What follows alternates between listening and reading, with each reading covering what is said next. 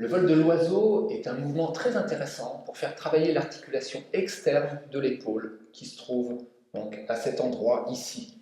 On évite ainsi les tendinites et calcifications qui résultent d'un manque de mobilité à cet endroit.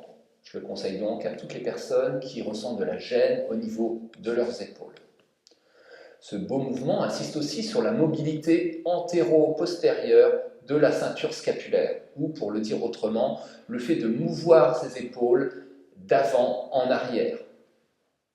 Pour t'aider, tu peux te focaliser ton attention sur les omoplates qui s'écartent et se resserrent. Et comme d'habitude, assure-toi que tes épaules restent bien basses.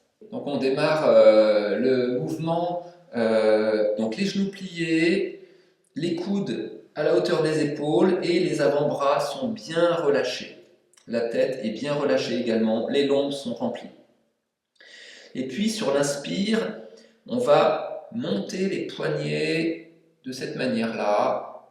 On resserre les omoplates. Sur la suspension, on va venir activer nos Laogong sur les côtés en poussant sur les côtés. Et sur l'expire, on va relâcher la pression, replier les genoux, relâcher la tête, remplir les lombes. Suspension, coude. Inspire, poignet. Suspension. Expire.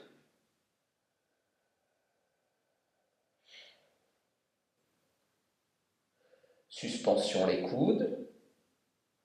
Inspire les poignets. Suspension pouce. Expire, descend.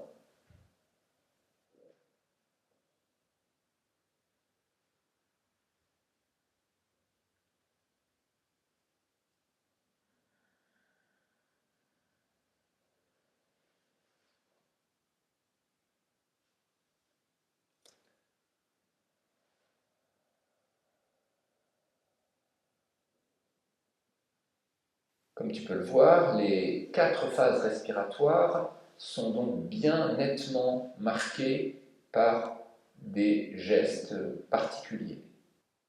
Notamment les 2 phases de suspension qui sont habituellement un peu gommées et qui là durent un peu plus longtemps.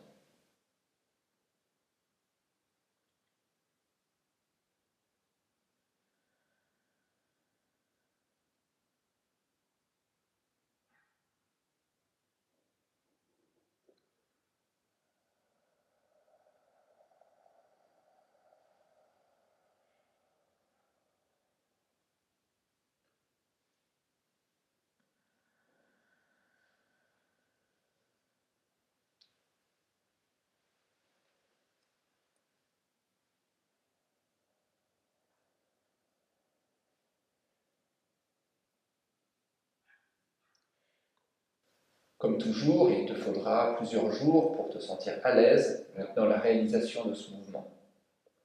Tu pourras alors te visualiser voler agréablement au-dessus du paysage.